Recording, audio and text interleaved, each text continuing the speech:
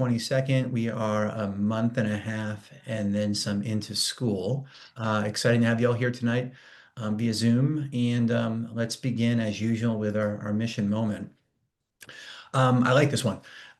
We've been going hard with regard to a campaign, being really kind to people, showing respect, looking out for each other. It's called anti-bullying, and that's the name of the game this month at both sites and abroad beyond our school. And so, what I want to bring to you tonight is a couple of our sixth graders sharing their wisdom, perhaps ahead of their time with regard to what they think is important with regard to anti-bullying and treating folks right. And so I want you to hear it from them first and celebrate what they have to say. I think folks um, um, among our society would gain a lot from taking this in. So here we go.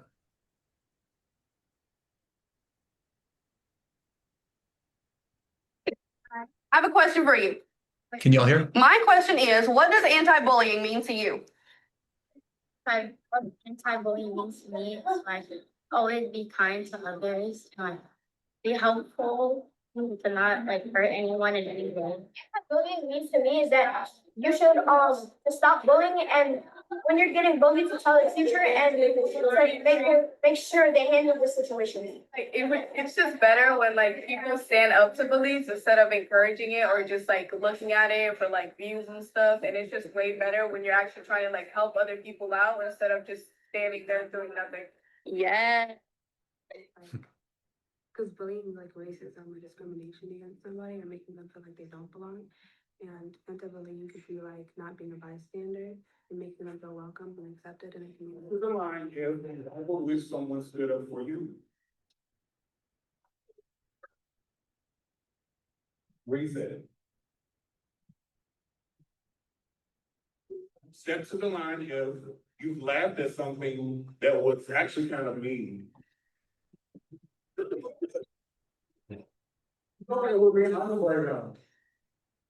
Bullying is very bad because it can like really damage like someone's like opinion about like some person like the school. It can break their opinion about the school and how they see it. I can stop them from learning because they don't want to like learn here anymore. Absolutely. Yes. If they're getting bullied, they really don't want to. Good answer, JL. Thank you so much. Have a great rest of your day. Oh, Mason, hey. Cool. So, this was a part of the festivities and has been.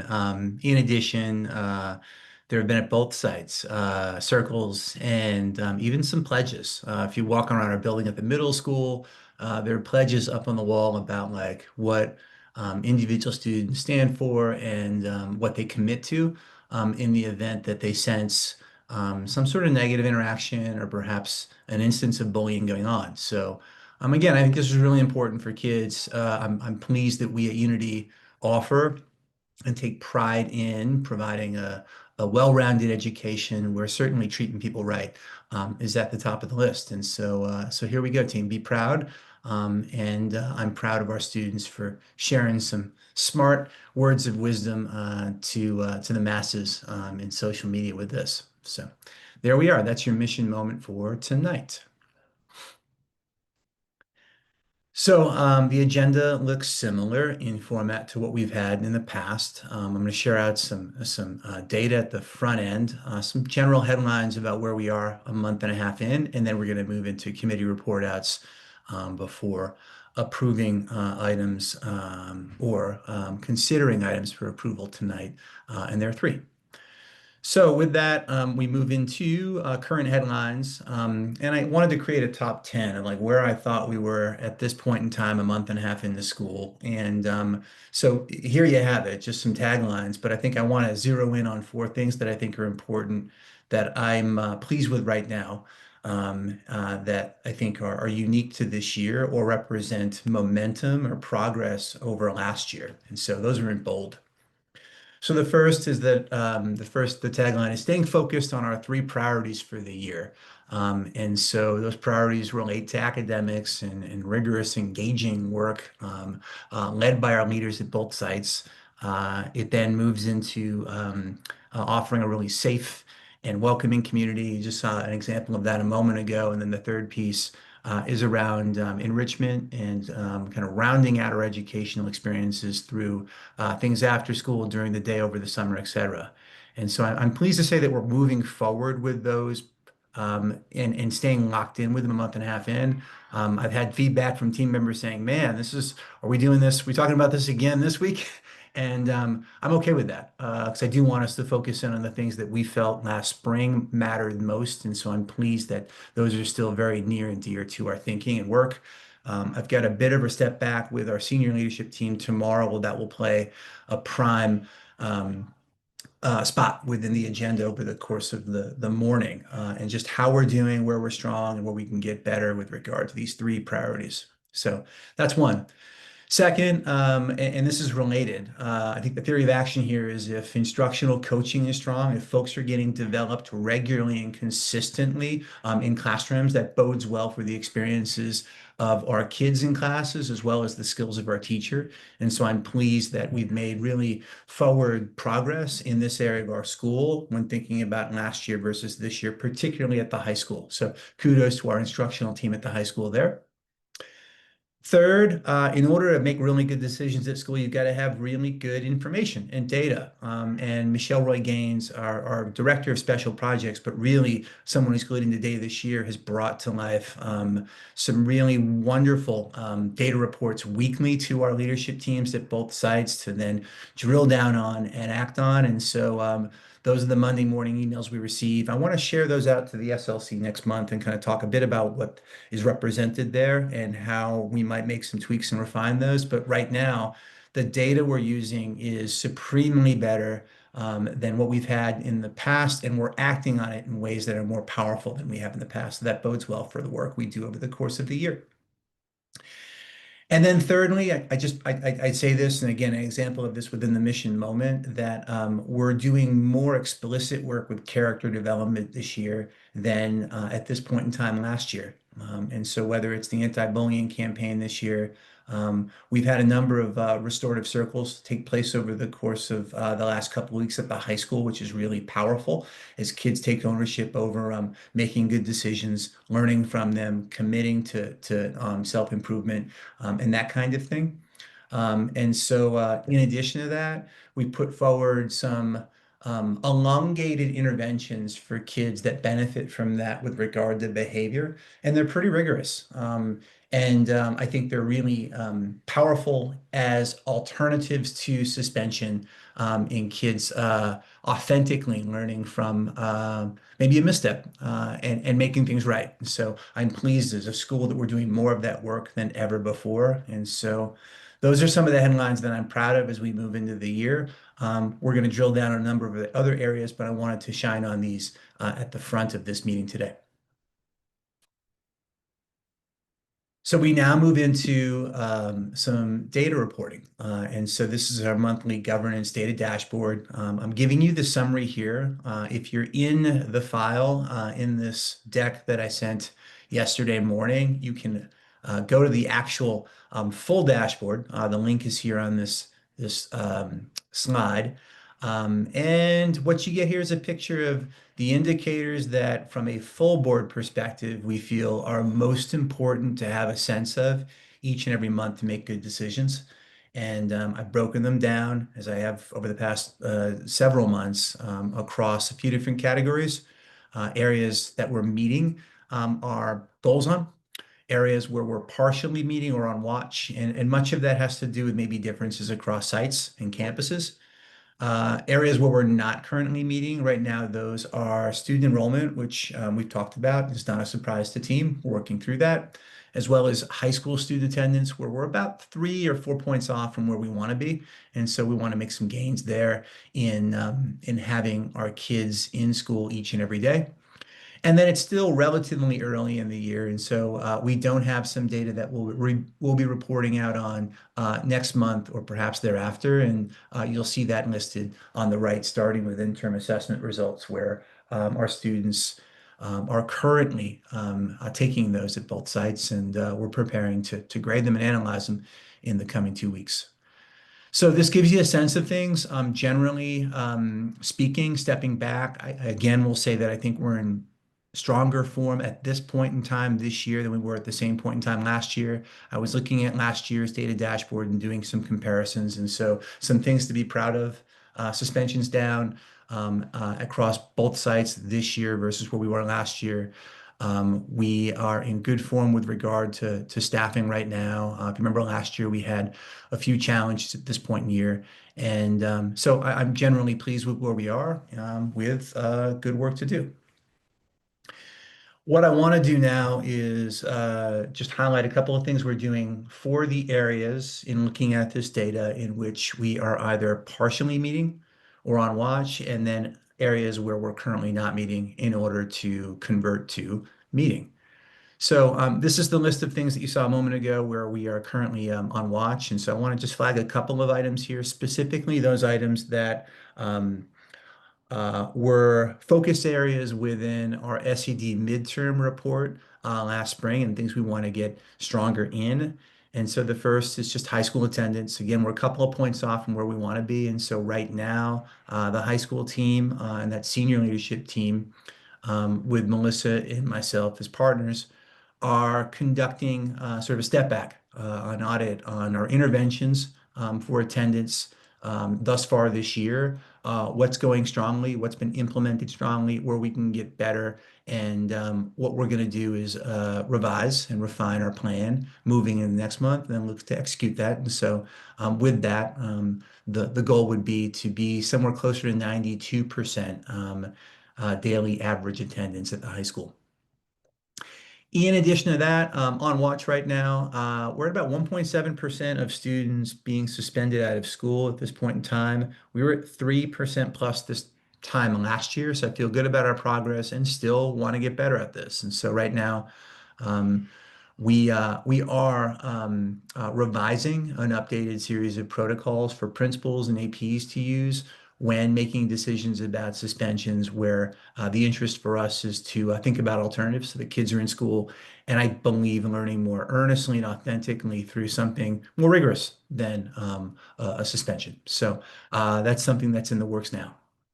Beyond that, teacher certification, this is an area of focus for us, along with a number of other schools across the city, as they make this tricky for teachers sometimes. But for us, we've got Chris right now in his HR hat, meeting with every one of our uncertified teachers to ensure that they've got a shortest path plan in place to obtain certification. We have established a deadline of uncertified teachers being certified by June 30th, 2026, and we're actively pursuing that. And so I feel like we're in a pretty good place right now. We've made forward progress from last spring to where we are currently. Had a good meeting with our SED liaison last week just to provide a general update on where we are, and she was impressed with the progress, and so feel good about that with more work to do. I'm going to move on now to areas where we are not meeting in some of the action steps, but are there any clarifying questions or ideas here coming from members of the board?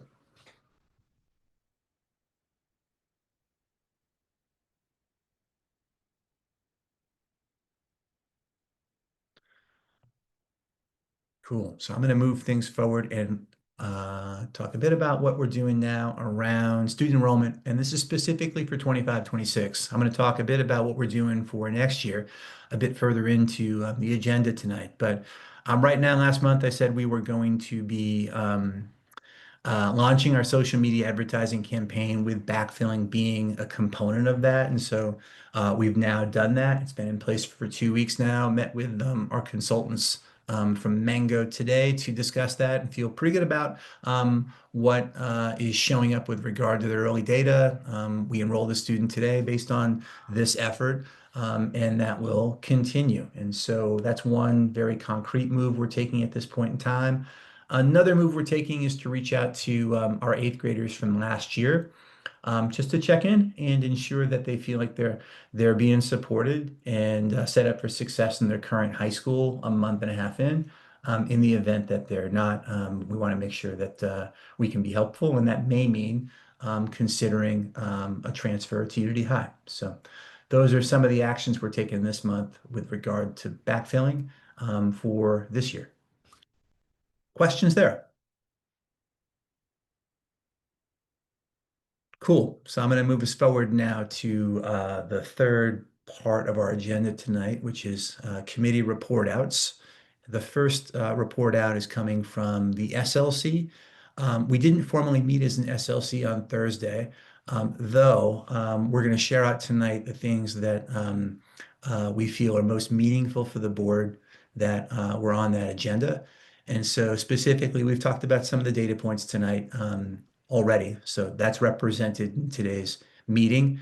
Melissa's now going to share out some headlines on our diagnostic fall screener assessments and results and what that means for this year in comparison to last year. And then I'm going to share out just some headlines on our updated student and family handbook. So with that, Melissa, you are up. Yeah, team, I'm just going to share some headlines now. This is our iReady screener data.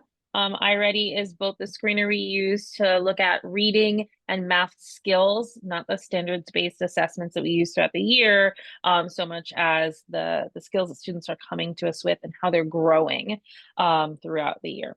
So if you want the granular data, all of the slides are below, but at a headline, this is our second year using this as our primary screener. We gave it to 6 through 9 this year.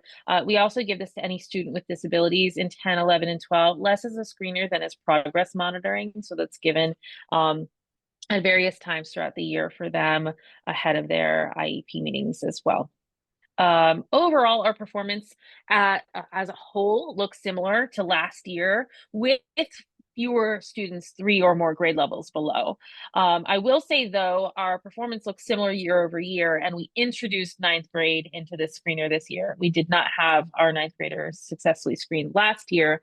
Our 9th graders are performing lower compared to our 6th through 8th graders. So seeing similar sort of bars, similar results year over year, did not quite take that into account because we're proud that gains were made in our middle school ELA last year and math, and they largely held the summer slide. So the gains that kids made last year, they've kept those, and they're using that we're showing grow. That's seen in our reading highlights, especially at middle school. Our 7th grade shows the lowest percentage of kids 2 or more years below, and we see steady year-over-year growth for both our 7th grade and our 8th grade, who has struggled more in reading in their time with us. They grew quite a bit last year and maintained that. High school, our 9th grade was added this year. I will say our data there feels a little shakier than our middle school data because we had a tech glitch in our first attempt, so it was pushed into later times. So we see a little disparity there between kids' state test scores last year and their performance this year. We don't think we should throw out this data, but I will say that it may be a little bit more dramatic than what is real. It shows that our phonics are strong, so we know that we can focus on vocabulary and informational text comprehension first with our kiddos, as those were major areas for growth. When we look at math, our middle school 6th grade was surprisingly ahead of their 7th and 8th grade peer groups.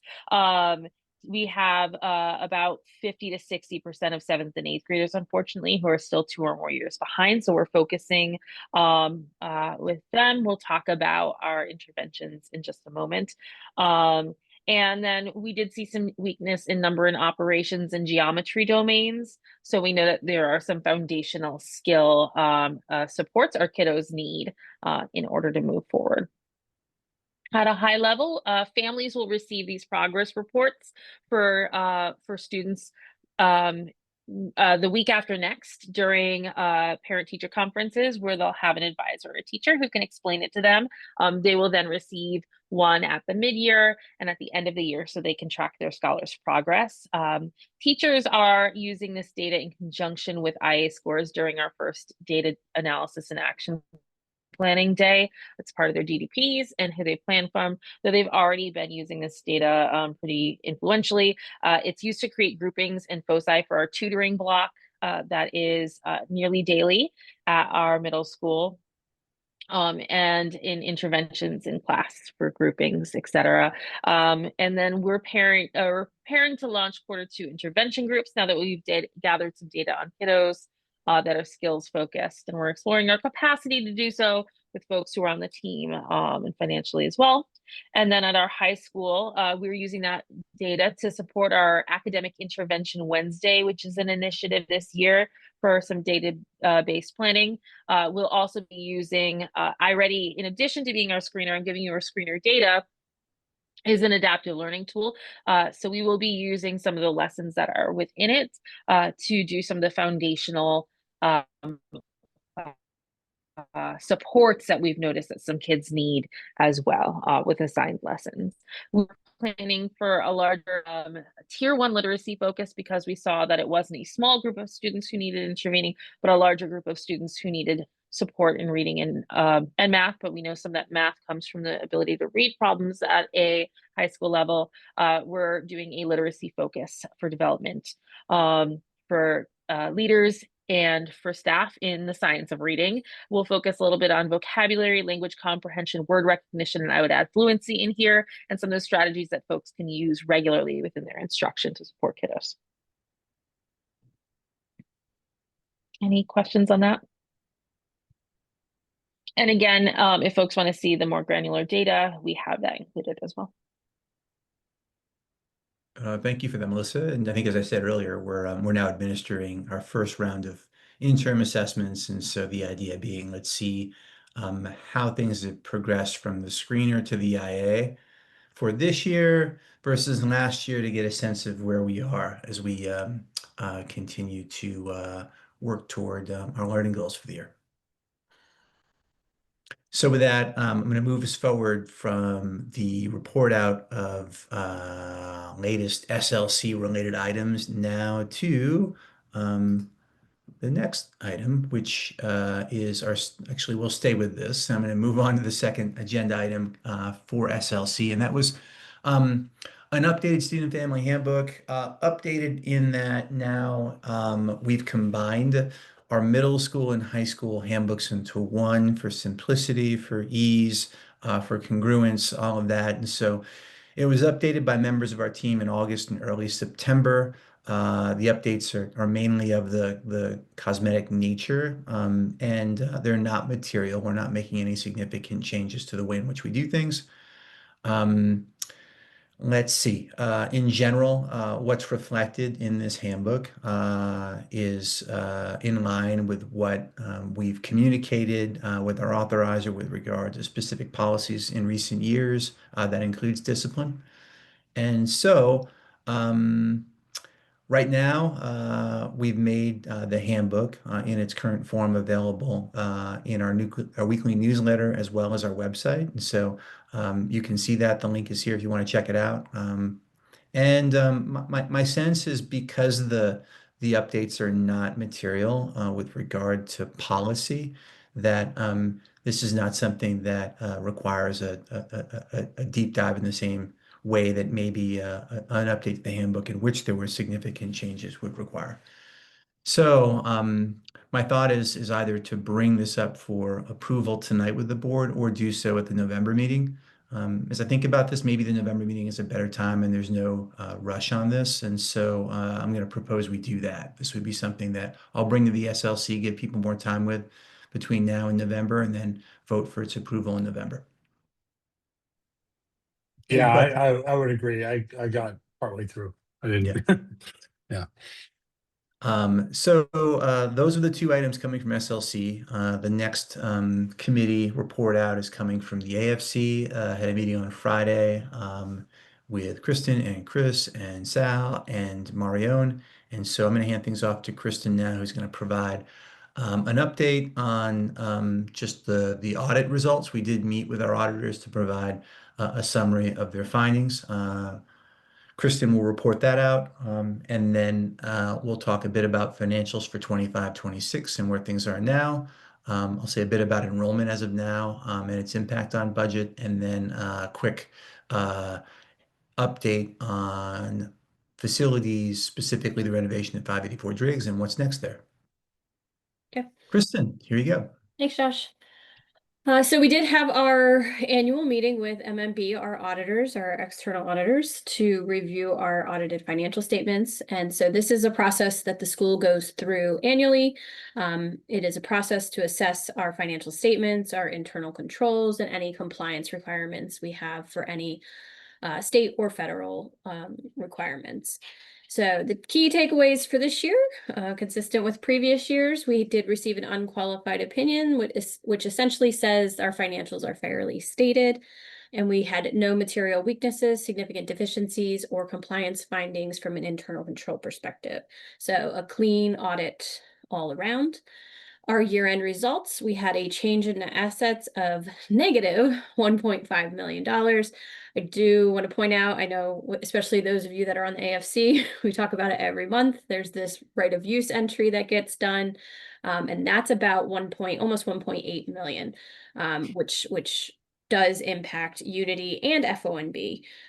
It's currently negatively impacting Unity and positively impacting FONB. That'll flip later in the term of our lease between the two entities.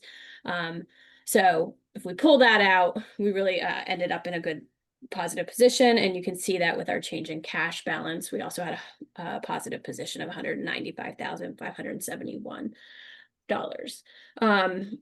I'm just going to throw this out there, Josh. I didn't talk to you about this, but MMB did meet with our AFC, and they did offer to speak with any of the board members in private if necessary. And I know members of the AFC that were present did do so.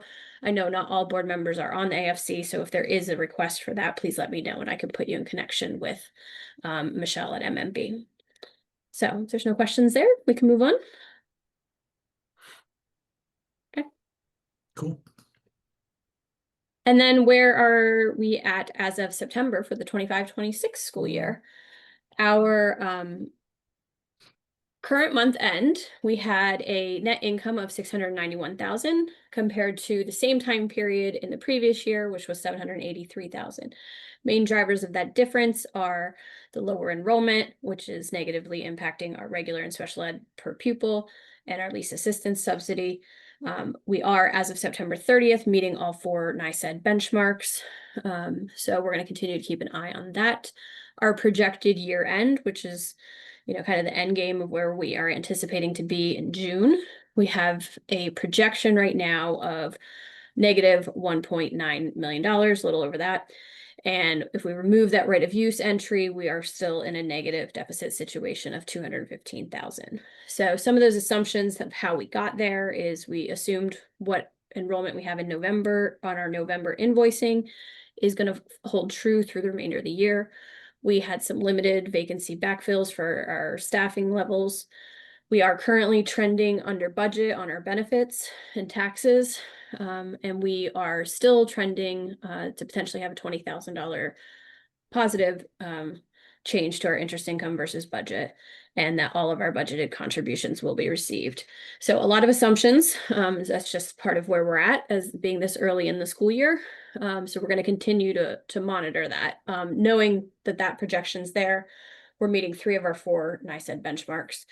But we're going to continue, Josh and I and team are continuing to look at this, and we'll share any other additional expenditure reductions at our November and December meetings, and address the current situation where one of the bond covenants is in risk of not being met without any additional changes, but we are doing everything to make those changes. And I'll say a bit more about that during the executive session tonight. We can kind of jump into that and talk about some ideas and plans forward. Yep. So beyond that, just enrollment update. This is as of yesterday. And so we've got an enrollment of approximately our total likely enrollment based on Chris's analysis of things is 440. That's 217 at the middle school, 223 at the high school. That is down from the last month by seven, or maybe by six on net. So we have seen a few students leave for various reasons. I don't see a trend here overall. I know there was one move earlier this week at the middle school for a family that um, wanted to be closer to home. And so a few different cases with individual circumstances here. And at the same time, I think there were two students yesterday and today that are looking to enroll, one at the middle school, one at the high school. So some movement here. Obviously, on net, we'd like to see the movement positive. Over the past 3 weeks, it's been in the negative direction. So we're monitoring this closely. I mentioned some of the ways in which we're looking to backfill now, and we'll continue to put forth our very best efforts here. Let's see. Um, I'm going to move us into something more general. So, in addition to thinking about enrollment right now, as you know, for folks who have been on the board for the last few years, if you recall, 3 years ago, really strong enrollment at 550. We saw a dip last year, and we're seeing another dip this year. Some of that seems to be in correlation with the city overall and fewer students and families enrolling in New York City public schools. Our job is to offer the very best services we can and do so in a way that has families coming to our school versus others. And so I think with that, um, we are devising or have devised a plan for enrollment and for a thriving and sustainable enrollment that covers a few different areas of school. And so over the past month and a half, I've been devising this with members of our recruitment team as well as members of our leadership teams, where in the past, when we've thought about enrollment, it's been interchangeable with just recruitment and applications coming in without perhaps honoring the other aspects of a school that help to create a thriving enrollment at a school. And so this plan encompasses not just recruitment and applications coming in, but other facets or pillars of a strong enrollment. And so you'll see those listed here. We've identified 7 areas of enrollment that, if are strong, mean that overall enrollment is strong. And so those include, and this is first and foremost in my mind, like the product that we're providing and the service we're providing such that there's high retention. And so that's one thing, making sure that we're retaining all of our families and providing a really good experience for their kids and for them. Second would be the continuation of middle school to high school. We've spent some time at the governance level talking about eighth graders attending our ninth grade. This is a second component that's also important and relates to retention, but is somewhat different, so it's treated differently. Third would be recruitment and applications, the way in which we're working with our feeder schools, getting the word out to prospective families about our school as an option each year. Fourth would be community profile and partnerships. And so thinking about youth organizations and other entities in the city and making friends and partnering with them to make our school known. Fifth would be marketing and research. The way in which we're using social media would be one example, but flyering would be another. As I mentioned, Chris is out flyering tonight at a district fair nearby. And so doing more of that work earlier in the year is one strategy within this component. And then six would be backfilling, the way in which we backfill, how well we're taking care of folks in our process from like a family wants to transfer in October. What's our process for making sure that they are completely cared for, feeling good 2 weeks in, and successful? So there's some work that we can do in refining some of that. And then finally, like the onboarding, which is related to that, but could also be happening over the course of the summer. This past year, for example, we did offer a summer bridge program for 5 days to 3 days to our incoming ninth grade students, which overall was a really good experience for them and getting to know each other and some of their teachers and leaders prior to the school year. So they felt welcome and comfortable. So these are some things that, if we're doing all of them well, mean that we are experiencing a really thriving and sustained enrollment each and every year. And so I think this is a much better and stronger and comprehensive approach to how we think about um, maintaining a really strong enrollment. So with that, I'll give you kind of a bit of a sneak peek of the plan. You can go into the plan itself. Again, it's in draft form, but many of the components are in strong form and allow for us to do the good work. The goal of the plan is to, in the coming year, go from 450, which is approximately where we are now, to 530, which would put us back to where we were approximately 2 years ago. And that would be 260 students in the sixth through eighth grade and 270 at our high school. To give you a flavor for what things look like, we've got for each of these components of the plan, there's a goal for each component. So for example, with continuation, there's a specific goal for how we're having our eighth graders continue our ninth grade and having specific goals with that. In addition, we've got strategies and actions for each component. We've got designated teams and team captains for each component, and then a monthly calendar with actions and KPIs. So pretty rigorous with regard to action planning. So now it's about executing that and monitoring and seeing it through. To give you a sense of what things look like within one component, you'll see on the slide, there is an example of how we're thinking about the continuation from middle school to high school and that aspect of our more comprehensive plan. We're looking to go from approximately a third of our students to 50% of our students in the eighth grade continuing to our high school. Strategies include inspiring kids, empowering our eighth graders to continue in their education at our high school, and making sure it's known what we're offering and what's unique about our offerings in comparison to the other options. And making sure we celebrate kids when they've committed to our school, and then help them on board really powerfully.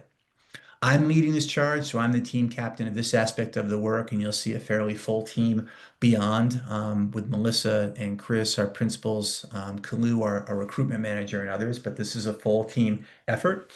And then some of the actions that we're taking part in. We did an info session last week that was well attended. We had we had a majority of our families in the eighth grade at that session. We're kicking off VIP tours for our high school among our middle school kids this month. And so that's part celebratory, part like connecting with eighth graders and getting them fired up. We're going to do some one-on-one continuation meetings with our eighth graders to make sure that they're fully aware of how their interests are being represented and reflected at our high school in powerful ways. We'll celebrate kids during Unity signing days, and then we, over the course of the year, want to, of course, ensure that we're highlighting our programs, both our stuff that exists now as well as some of the new stuff that will be coming down the pipeline this year, moving into next year. So that's an example of just one aspect of the plan and the way in which we're thinking about this. To give you one more step forward, here's what the month of October looks like for this aspect of the work. Again, having our eighth graders attend our high school. We've got some actions. It's the info session, it's the VIP tours, it's the celebrating kids when they commit, and then the KPIs, two of which we've achieved already would be that 50% of our eighth graders attend the information session, which was held on October 7th. That 10% of our kids in October commit to Unity High. That's happened. We've surpassed that. And now we're working on a quarter of our eighth graders meeting one-on-one to discuss their pathways and interests to high school, as well as 5% of our eighth graders visiting Unity High in person. And that will continue through December. So I give this to you partly as a informational pass, but also as a check on just how we're thinking about this process-wise. I'm pleased with this in comparison to the way in which we've thought about things in the past and believe it's a few steps forward in its design. And so now it's about seeing it through. Comments, questions around this aspect of the work. I mentioned earlier that enrollment is an area that is key to our focus. And so this plan is meant to address it squarely.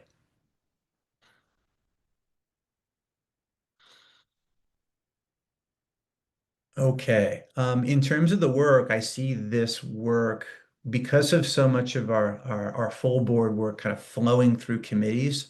I imagine this it's going to exist in all aspects of the work, AFC, SLC, development, but I also want to make sure it lives partially within the governance committee too, as kind of like just a plan and the seeing through of a plan. So I want to lean on that team when conducting this work over the coming months. All right, so that was a nice deep dive into one new initiative and an important one. One update with 584 Driggs. We're still waiting for hoops and a new curtain that divides the court to be installed. It looks as if that's going to be installed over the Thanksgiving break, which means a ribbon cutting event would be in early December.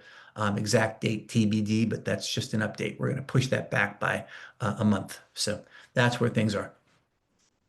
Questions around any of the items discussed over the past few slides? Okay, one new initiative. This has been a result of the work of the governance committee. So I'm pleased to bring to the committee and to the full board after a few months of working on this and going back and forth that we do have a 3-year strategic plan that is externally facing. As you may recall, this plan is meant to provide clarity on our long-term goals and how we define success, align decisions and resources to our long-term goals, strengthen our communication both within board and school and beyond, as well as to kind of build out partnerships to get people excited about what we're aiming to do. And so all of these things I think are worthy of interest. We're here and now ready to kind of get this out to the world and say, hey, look, this is what we're aiming to do. Join us, be a part of this. So the plan itself, if you open it up, and I can do so as well, I think I have a link here somewhere. There's the purpose and story on the front end, a vision for the second decade of our school, also kind of mentioned in what we hope for. There's then the 3-year plan and its 4 components and their actions and goals aligned to those, and then an invitation to partners to take part and get involved. And so I'm going to open this up because it's just worth it. Give me 1 second.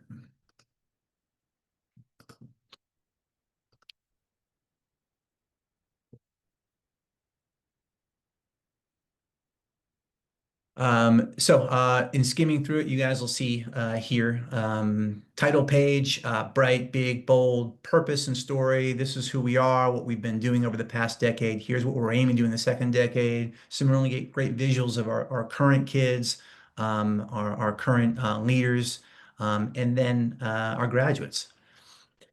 I know that folks like to go kind of short and brief with a lot of this stuff. So even with this, where we've cut down on some of the information and livened it up with visuals and formatting changes, if you're looking for the 1 or 2 page version, it's what's in orange here. And so you'll see a picture of Principal Terry front and center with 2 of our 8th grade graduates from last year, introducing the 3-year plan, and then its 4 components listed. And so depending on an audience member, if this is what they need and what kind of fills their bucket, then we have it here. The last page is then an invitation to take part. And so that's one way of thinking about this from a very, very broad angle. And if people want to dig in and look at what we mean when we say rigorous and relevant learning, that's here too. And some of the ways in which we're defining success are here as well. So are there insights, questions, accolades, celebrations here, folks who want to put forward?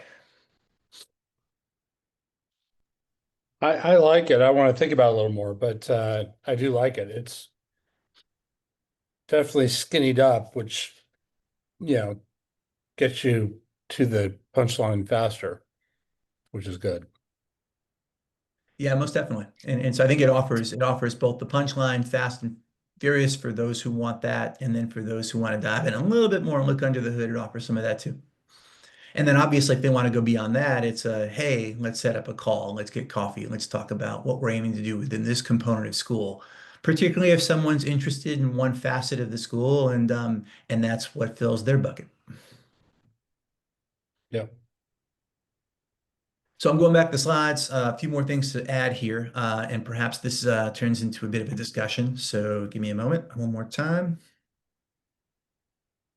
Mhm.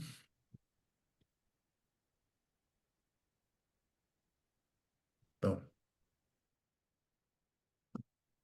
So, in thinking about what we do now, right? So we've been working on this thing. The last thing we want to happen is have this just sort of end up in a pile next to all the other stuff that we look at. It's about getting this out to the world. And so, as I think about the next 3 to 6 months, there are a few ways in which I see this living and gaining traction and adding value to our school. And one I think would be just like as a board, formally approving this. I will bring this, I brought this to a number of leaders already within the school. I will do so during our step back meeting tomorrow. And so having it known, I want to get something out to staff this coming week that invites them to get excited by it and think about it and bring their ideas and inspiration to it. And so that's one big step. It's just making it known, approving it, and then enlisting both our staff, members of our board committees, and leadership teams to add to it and help see it through.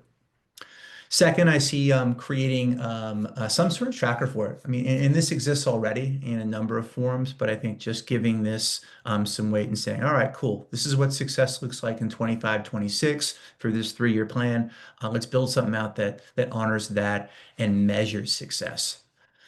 Beyond that, I see us using it as a way of, I think it's important for us to say, if these are our goals, do we have the resources we need, people-wise or otherwise, to make them happen? And so that's something I want to do this coming month and bring to the governance committee next month. And so a quick self-assessment on our expertise in-house. One example of that would be that I thought about in preparing for tonight is just with the digital media, um, digital social media advertising, that wasn't a capacity that we had in-house or even partnering with last year. And so now that we have that, I think that adds to our repertoire of ways in which we're getting the school name out to others and furthering our interests as a school. And so anyway, there may be other areas like that where we may say we don't have exactly what we need to make this happen. What's the easiest path to doing that? Obviously, there are times in which when we apply to a grant with a foundation, they want to see what our planning and what our outlook is. And so I think this is a good resource to get out to others who want to have a sense of what we're focused on and aiming to do in the near term. So it offers that, and that relates to fundraising and or partnerships. And then I think just making sure that like our decisions are in line with this over the long term. I can remember Marion during a committee meeting in April saying, it's good to have something that may be 3 years out so that the decisions we're making, not just for next month, um, but for the coming couple of years are reflected in our thinking. So I'm pleased that we have that here, and I'm pleased with the coherence of our annual goals this year um, in alignment with this 3-year plan. So with that, I think the immediate next actions are to launch communication and get the word out. And tonight's one instance of that. I think it's devising the progress tracker and then a brief self-assessment for the coming month. And again, I think this also lives with things flowing through committees to then come to the full board. I think this stays within the governance committee, even as there are pillars of the plan that stretch into SLC related matters, AFC, and development. So if that makes sense, I'll have that committee sort of specialize a bit more on the front end of things before then bringing things to the full board that are warranted. Does that make sense, the team?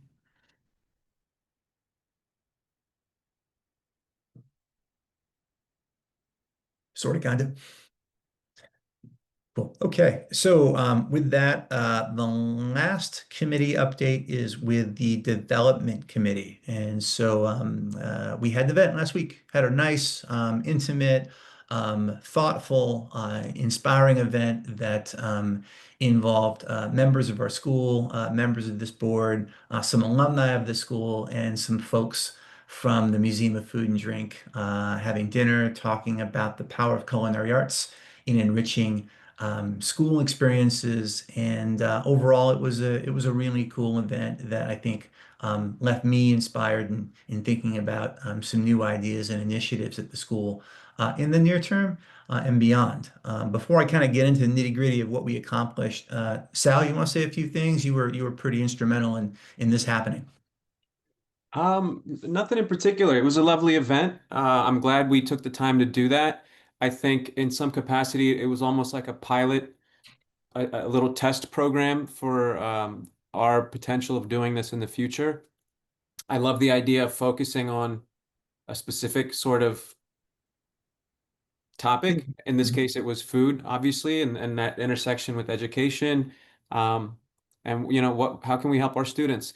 Ultimately, there are some things that hopefully come out of that, be it in the form of whether it's fundraising, partnerships with the school, board members, et cetera. But we got to put in the work to see where it leads. Yeah, good segue. So, coming into this event last week, as Sal said, goals included wanting to get a rep in. Let's just see how this goes and try it out. So, a bit of a pilot. Let's establish a new connection with a partner, that being MoFad here. Let's maintain connections with existing partners. There were a couple of folks who used to volunteer with the school who have progressed professionally and came by to be a part of it. And so I'm excited to kind of bring them back to the school and have them kind of benefit our our work. And then I think just it was a good at bat or rep for both members of the development committee, myself, and members of my school leadership team.